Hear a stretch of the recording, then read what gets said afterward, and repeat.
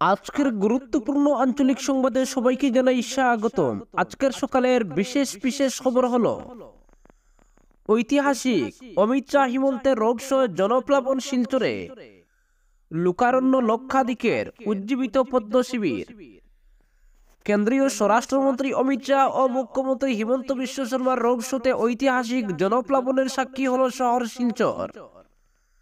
রবিবার শহরের ক্লাব রোডের দেবদূত পয়েন্ট থেকে হাসপাতাল রোডের রাধামাধব রোড পয়েন্ট অবধি যায় এই রোড শো। শুরু হয় বিকেল 4:45টায়। আইসিজু কোম্পানির ডিমেক্স হুড খোলা জিপে উঠেন স্বরাষ্ট্রমন্ত্রী অমিত শাহ।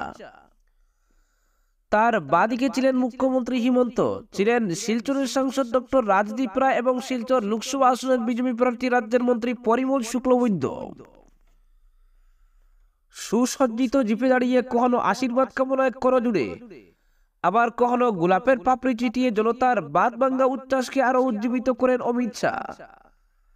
দলের নেতা কর্মী, অনুরাগী, সমর্থক, সাধারণ মানুষের উল্লাস উচ্ছ্বাসে ভেসে রোড শো শহরের প্রধান সড়কে এগিয়ে যায়। রাস্তার দুপাশে দাঁড়িয়ে অগণিত মানুষ অমিত শাহ হিমন্তকে শুভেচ্ছা অভিনন্দনের বন্যায় ভাসিয়ে দেন। এর মধ্যে পুলিশ নিরাপত্তারক্ষীদের তৎপরতা ছিল লক্ষণীয়। দেবদূত পয়েন্ট থেকে রোড শো শুরুর আগেই শহরের circuit house road, club road, central road, Premtala জনসমুদ্রের রূপ নেয়। Brahmanbaria point, Ukilpatti point, Bawal point, Tulapatti point, Nazirpatti point, Premtala point, Ambikapur আদি পয়েন্ট দিয়ে জলোচ্ছ্বাসের নিয়ে জনতার দল আছড়ে পড়ে শহরের প্রধান সড়কে। ঘড়ির কাঁটায় বিকেল 4:30টায় যখন স্বরাষ্ট্রমন্ত্রী হেলিকপ্টার পুলিশ প্যারেড গ্রাউন্ডে অবতরণ করে, সে সময় জয় শ্রীরাম, ভারত মাতা কি জয় স্লোগানে মুখরিত হয়ে উঠে শহরের প্রধান সড়কের জনসমুদ্র। কয়েক মিনিটেই বিশেষ নিরাপত্তা বলয়ে গাড়িতে চেপে অমিত শাহ ও হিমন্ত বিশ্ব শর্মা পৌঁছেন জেলা ক্রীড়া সংস্থা সংলগ্ন দেবদূত পয়েন্টে। চোখের পলকে তারা উঠেন সুসজ্জিত হুডখোলা জিপে। এরপরই গুটি গুটি পায়ে এগোয় রোড শো। জনপ্লাবনকে ঠেলে ধীরে ধীরে অমিত শাহ হিমন্তের জিপ যতক্ষণে বাওয়াল পয়েন্টে পৌঁছায়, ততক্ষণে শুরু হয় হালকা বৃষ্টিপাত। যারা দিনের প্রখর রোদ গায়ে মেখে পদযাত্রায় সামিল হন, তাদের বাড়তি অক্সিজেন যোগায় বৃষ্টি ভেজা বিকাল। বৃষ্টি উপেক্ষা করে দ্বিগুণ আবেগ উৎসাহে আনন্দে মাতোয়ারা হন ভোট প্রচারের এই পথ পরিক্রমায়। এর মধ্যে মহিলাদের আনন্দ উল্লাস ছিল চোখে পড়ার মতো। হাজার হাজার মহিলার কোন গ্রুপ জয় শ্রীরাম ধ্বনিতে মুখরিত হয়েছে, কোন গ্রুপ আবার আপকি বার 400 পার গানের সঙ্গে তাল মিলিয়ে এগিয়েছে রাস্তায়। হাজার হাজার কিশোর যুবক নাচে গানে মাতোয়ারা হয়ে হেঁটেছেন পথে, পাল্লা দিয়েছেন প্রৌঢ়রাও। এদের অনেকেই হেঁটেছেন অমিত শাহ ও হিমন্তের জিপের পেছনে, অনেকে আবার হেঁটেছেন আগে আগে। শাহ হিমন্ত যখন দেবদূতে, ততক্ষণে গণমিছিল পৌঁছে গেছে প্রেমতলায়। রাস্তার দুপাশে তো ছিলেন হাজার হাজার মানুষ, তেমনি প্রধান সড়কও ছিল জনতায় ভরপুর। এমন জনপ্লাবন দেখে কেউ কেউ সঙ্গীত শিল্পী দেবজিৎ সাহার ভারত কণ্ঠ হয়ে শিলচর ফেরার কথা মনে করছেন, আবার কেউ বলছেন শিলচরের মাটিতে এমন রাজনৈতিক র্যালি অতীতে দেখা যায়নি। তা দেখে অনেকের অনুমান লক্ষ লোকের সমাগম হয়েছে আজকের রোড শোতে। তবে হিসেব কষে পদ্ম শিবির বলছে 1.5 লক্ষাধিক লোকের লোকারণ্য হয়েছে শিলচরে, তাও অত্যন্ত সুশৃঙ্খল ভাবে। রোড শো হয়নি ছন্দপতন, ঘটেনি কোনো অপ্রীতিকর ঘটনা। একেবারেই নিখুঁত পরিকল্পনাকে সুষ্ঠুভাবে বাস্তবায়িত করতে সক্ষম হয়েছে স্বরাষ্ট্র মন্ত্রক ও আসাম পুলিশ। সব মিলিয়ে সফল রোড শো হয়েছে বলে তৃপ্তি ও স্বস্তি বোধ করছে কাছাড় বিজেপি। বহু প্রতীক্ষিত রোড শো সফল হতে ইটখোলা কার্যালয়ে সাংবাদিক সম্মেলন ডেকে কাছাড় জেলা বিজেপি সভাপতি বিমলেন্দু রায় দলের সর্বস্তরের কর্মী সমর্থক ও সাধারণ মানুষের প্রতি কৃতজ্ঞতা প্রকাশ করেছেন।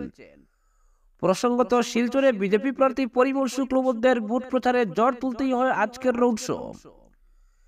এই আসলে ভোট প্রচারে বিজেপি এগিয়ে থাকলেও বিরোধীর থেকে ভোটের ব্যবধান বৃদ্ধিতে পদ্ম শিবির এমন রণকৌশল নিয়েছে বলে মনে করছে রাজনৈতিক ওয়াকিবহাল মহল। অপরদিকে হিমন্তের চালে ব্যাক ফুটে আজমল শিবির। ক্রমশ পরিবর্তন হচ্ছে করিমগঞ্জ আসনে জয় পরাজয়ের অঙ্ক। ত্রিমুখী লড়াই থেকে দ্বিমুখী লড়াইয়ের ক্ষেত্র তৈরি হচ্ছে 7 নম্বর করিমগঞ্জ লোকসভা আসনে। 65% সংখ্যালঘু ভোট থাকা আসনে মুখ্যমন্ত্রী ডক্টর হিমন্ত বিশ্ব শর্মার চালে বিরোধী শিবির মুখ তুবড়ে পড়তে পারে। ভোটের দিন যতই এগিয়ে আসছে ততই রাজনৈতিক উত্তাপ বৃদ্ধি পাওয়ার পাশাপাশি ব্যাক ফুটে যাচ্ছে আজমল শিবির। কংগ্রেস ইউডিএফ কোমর বেঁধে মাঠে নেমেছে, অন্যদিকে বিজেপি সাংগঠনিক শক্তি প্রদর্শন করে জনসংযোগ অব্যাহত রেখেছে। করিমগঞ্জে খবরের শিরোনাম দখল করে রেখেছে মাইমাল সম্প্রদায়। মাইমাল ভোট নিয়ে করিমগঞ্জে শুরু হয়েছে রাজনীতি। কংগ্রেস ইউডিএফ দাবি করছে ৮০% ভোট পড়বে তাদের বাক্সে। অন্যদিকে বিজেপি বলছে মাইমাল কিরান সহ বেশিরভাগ সংখ্যালঘু ভোট এবার তারা পাবে। বিজেপি কর্মীরা বলছেন আপকি বার ৪০০ পার। আবার কংগ্রেস বলছে সংবাদ মাধ্যম এবং সামাজিক মাধ্যমে যেমন প্রচার করা হচ্ছে, বাস্তব ছবিটা মোটেই তেমন নয় বিজেপি।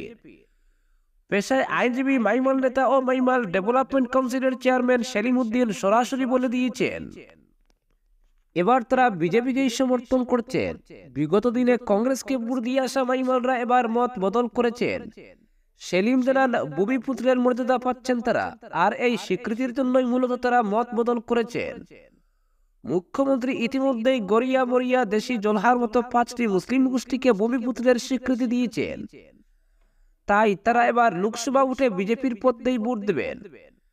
ডেভেলপমেন্ট কাউন্সিলের চেয়ারম্যান অভিযোগ করে বলেন, বিগত দিনে তাদের ভোট ব্যাংক হিসেবে ব্যবহার করা হয়েছে।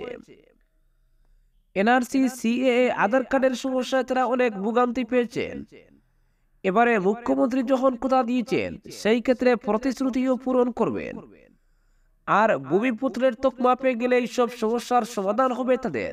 তাই এই বছরের পদ্মেই বর্ষা তাদের। অন্যদিকে কংগ্রেস পার্টি উচ্চ শিক্ষিত গুয়াহাটি হাইকোর্টের আইনজীবী হাফিজ রশিদ আহমেদ চৌধুরীর মতে এগুলো শুধু ললিপপ। বাস্তবাদীর সরকার মানুষের সঙ্গে প্রতারণা করে আসছে। এবার সংবিধান রক্ষা করার লড়াই। শক্তিশালী প্রার্থী হাফিজ আত্মবিশ্বাসী। তার বক্তব্য মাইমাল সহ মুসলিমদের এবং হিন্দুদের বড় অংশের ভোট তিনি পাবেন। করিমগঞ্জের জেলা ইউডিএফ নেতৃত্বের দাবি, সাধারণ মানুষের পাশে তারা থাকেন। কংগ্রেস প্রার্থী বহিরাগত, তাছাড়া বিজেপি প্রার্থী অকর্মণ্য, তাই ভোটে জয়ী হবে তাদের দলই। করিমগঞ্জ জেলা বিজেপির সভাপতি সুব্রত ভট্টাচার্য দাবি করেছেন, ডক্টর হিমন্ত বিশ্ব শর্মা নেতৃত্বাধীন সরকার জাতি ধর্ম নির্বিশেষে উন্নয়নে বিশ্বাসী। সরকার থেকে বরাদ্দ সব উন্নয়নমূলক প্রকল্পের সুবিধা ভোগ করছেন সংখ্যালঘুরা।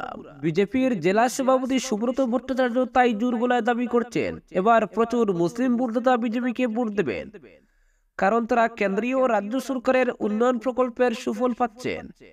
বিনা পয়সায় রেশন পাচ্ছেন, প্রধানমন্ত্রী আবাস যোজনায় বাড়ি পাচ্ছেন, বয়স্ক পেনশন সহ এক গুচ্ছ সুবিধা পাচ্ছেন। তাই এবারে রেকর্ড সংখ্যক ভোট লাভ করবেন সংখ্যালঘুদের। মোটের কথা, নির্বাচনের দিন এগিয়ে আসতেই দ্বিমুখী লড়াইয়ের ক্ষেত্র তৈরি করছেন করিমগঞ্জ আসনের ভোটাররাই। অবশ্য করিমগঞ্জের ক্ষেত্রে রাজনীতির হিসাবটা আলাদা। অপরদিকে ২৪ এপ্রিল বিকেল ৫টা থেকে হাইলাকান্দিতে নির্বাচনী প্রচারে নিষেধাজ্ঞা। করিমগঞ্জ লোকসভা কেন্দ্রের অধীন হাইলাকান্দি জেলার ২টি বিধানসভা কেন্দ্রে আগামী ২৬ এপ্রিল লোকসভা নির্বাচনের প্রেক্ষিতে ভারতের নির্বাচন কমিশনের নির্দেশে ২৪ এপ্রিল বুধবার বিকেল ৫টা থেকে ভারতীয় দণ্ডবিধির ১৪৪ ধারার অধীনে নির্বাচনী প্রচার অভিযানে নিষেধাজ্ঞা জারি করা হয়েছে। হাইলাকান্দির ডিস্ট্রিক্ট ম্যাজিস্ট্রেট নিসর্গ হিবারে এক আদেশে ওই নিষেধাজ্ঞা জারি করেছেন। ভারতীয় নির্বাচন কমিশন গত ১৬ মার্চ সংসদীয় নির্বাচন ২০২৪-এর দিনক্ষণ ঘোষণা করেছে। আগামী ২৬ এপ্রিল করিমগঞ্জ লোকসভা কেন্দ্রের নির্বাচনের প্রেক্ষিতে নির্বাচনের আদর্শ আচরণবিধি কার্যকর হয়েছে। নির্বাচন কমিশনের নির্দেশ অনুসারে ২৪ এপ্রিল বিকাল ৫টার পর কোনো রাজনৈতিক দল কর্মকর্তা প্রচার করতে পারবেন না। অনুমোদিত সময়ের বাইরে রাজনৈতিক প্রচারাভিযান সাধারণ জনগণের জন্য অপ্রয়োজনীয় বিরক্তির কারণ হতে পারে এবং এটি মূলত শান্তিভঙ্গ করতে পারে। এছাড়া জনগণের শান্তির জন্য হুমকি সৃষ্টি করতে পারে, যা হাইলাকান্দি জেলায় নির্বাচনের শান্তিপূর্ণ পরিচালনাকে প্রভাবিত করতে পারে। তাই অবাধ ও সুষ্ঠুভাবে নির্বাচন পরিচালনার জন্য ১৪৪ ধারার অধীনে ওই নিষেধাজ্ঞা জারি করা হয়েছে।